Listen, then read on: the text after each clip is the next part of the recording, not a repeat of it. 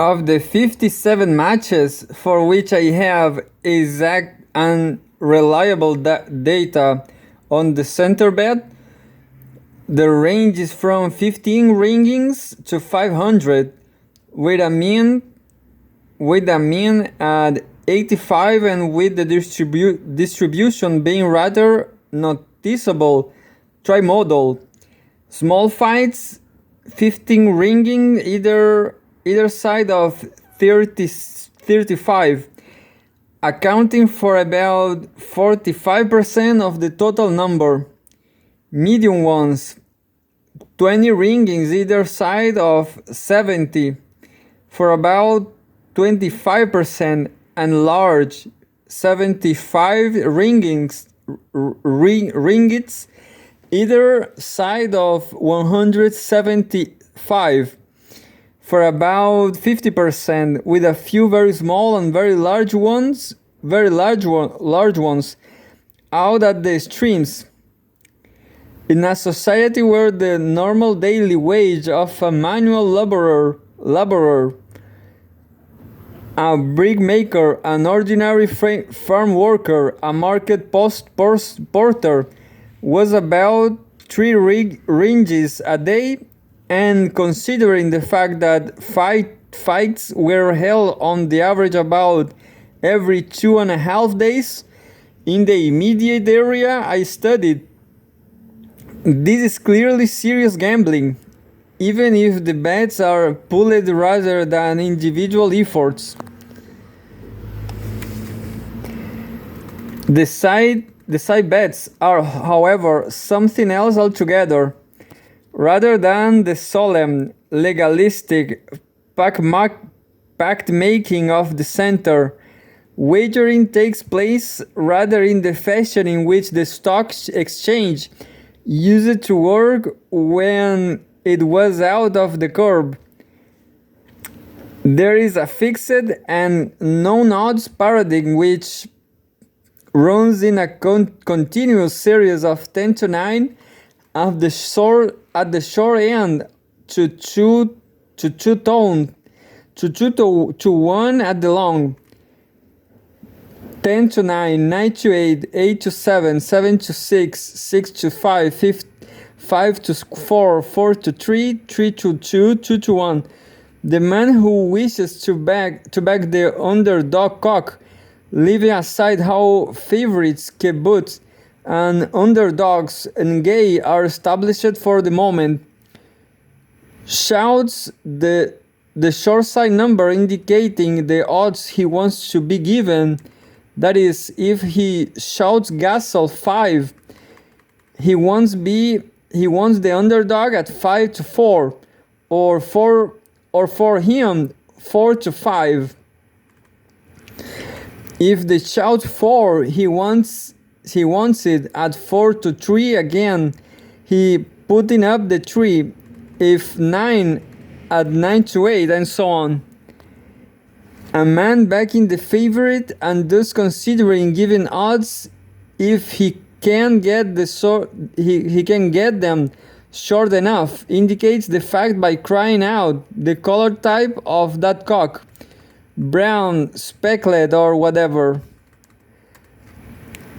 As odds takers, bakers of the underdog, and odds givers, bakers of the favorite, sweep the crowd with their shouts. They begin to focus in one another as potential betting pairs, often from far across the ring. The taker tries to shout the giver into longer odds, the giver to shout the taker into shorter ones. The taker, who is the wooer in this situation, will signal how large a bet he wishes to make at the odds he is shouting by holding a number of fingers up in front of his face and vigorously waving them. If the giver, the wooed, replies in kind, the bet is made. If he does not, they unlock gazes and the search goes on.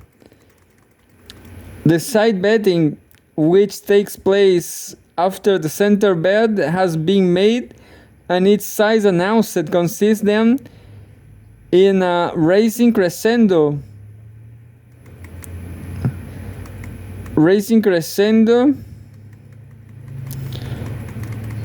Shouts as baker of the underdog offer their propositions to anyone who will accept them, while those who are baking the favorite but do not like the price being offered shout equally frenetically the color of the cock to show they too are desperate to bet but want shorter odds.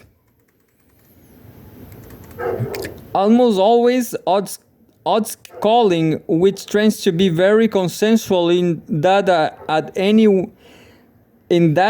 one time almost our callers are calling the same thing, starts off toward the long end of the range, 5-4 or 4-3, and then moves also consensually toward the short end with greater or lesser speed and to a greater or less degree.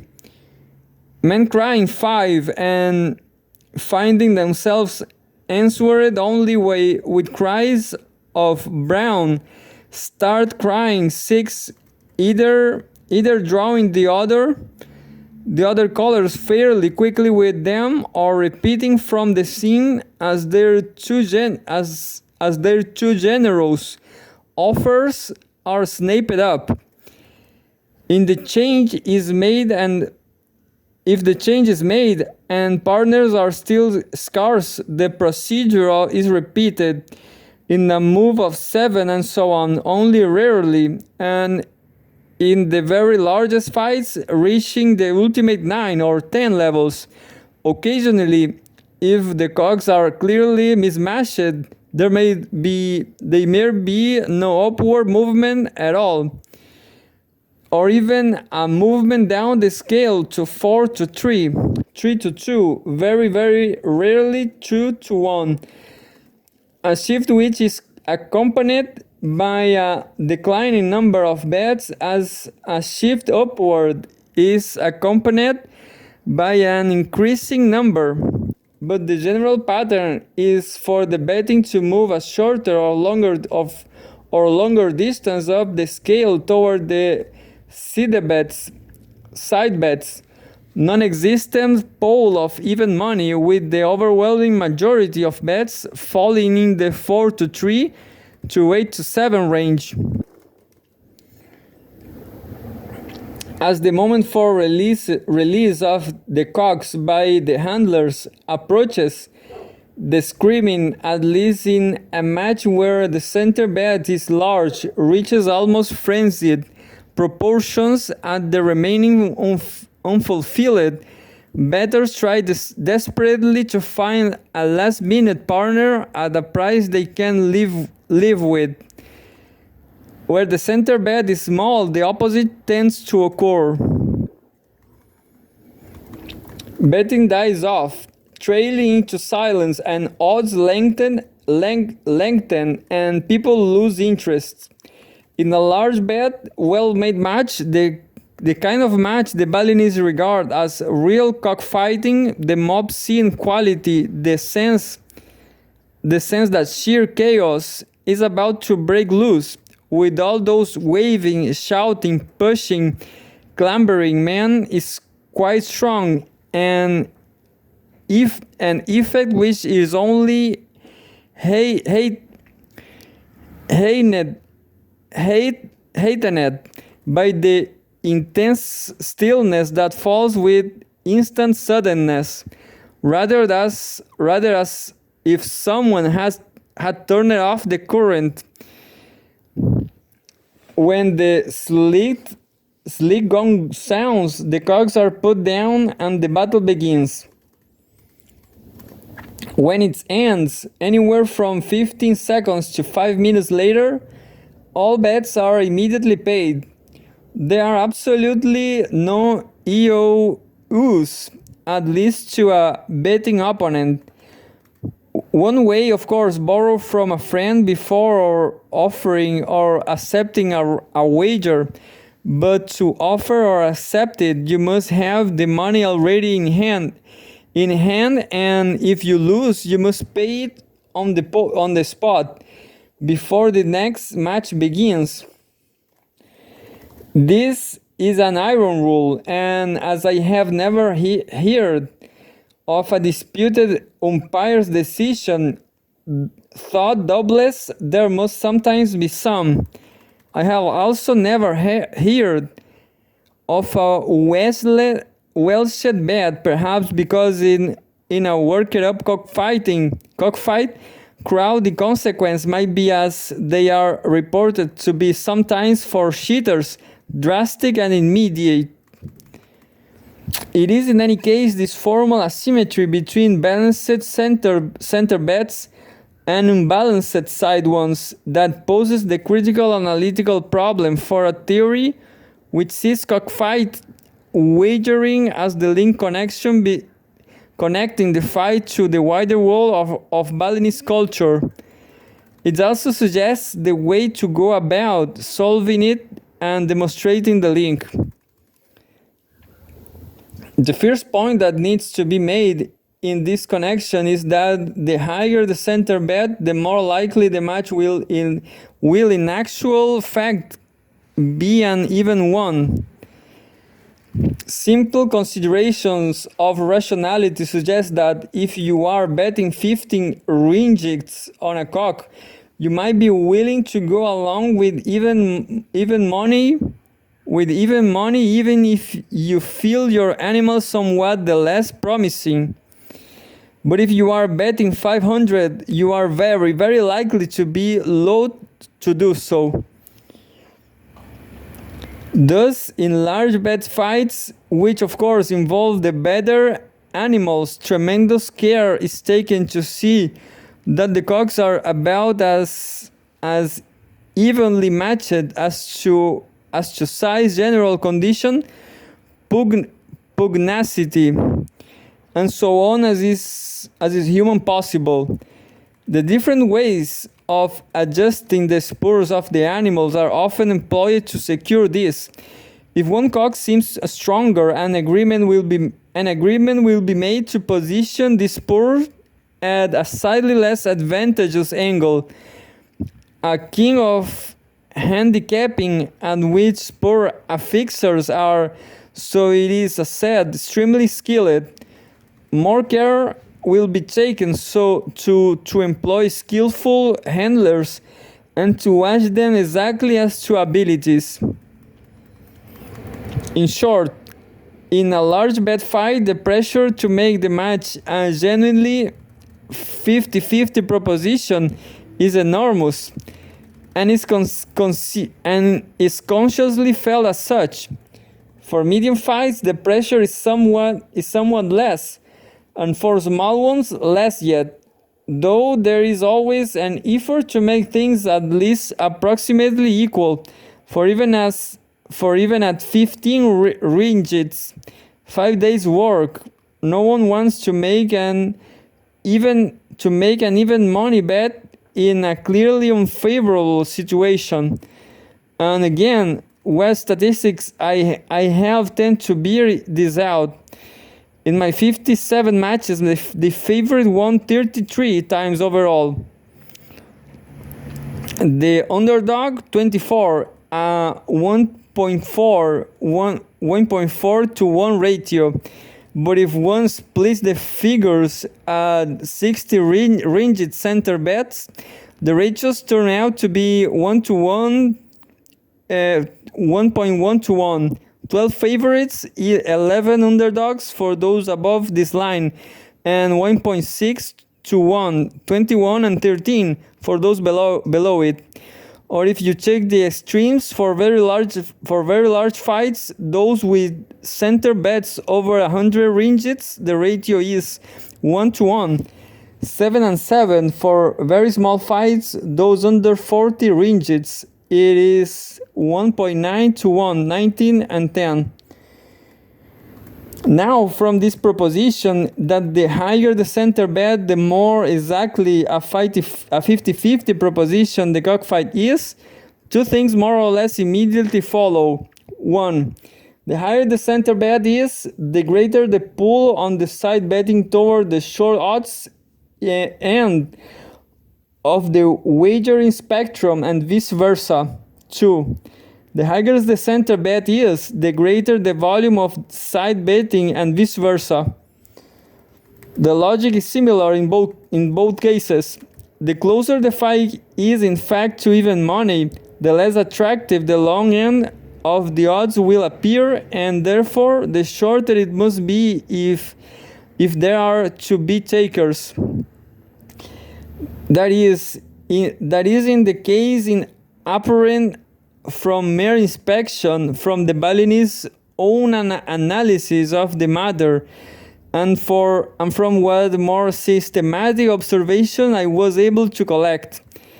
Given the difficulty of making precise and complete recordings of side betting, this argument is hard to cast in numerical form, but in all my cases, the odds giver and odds taker consensual point a quite pronounced minimax sandal, where the bulk at a guess 2/3 or to 3/4 in most cases of the bets are actually made, was 3 or 4 points further along the scale toward the shorter end for the large center bet fights than from the small ones, with medium ones generally in between.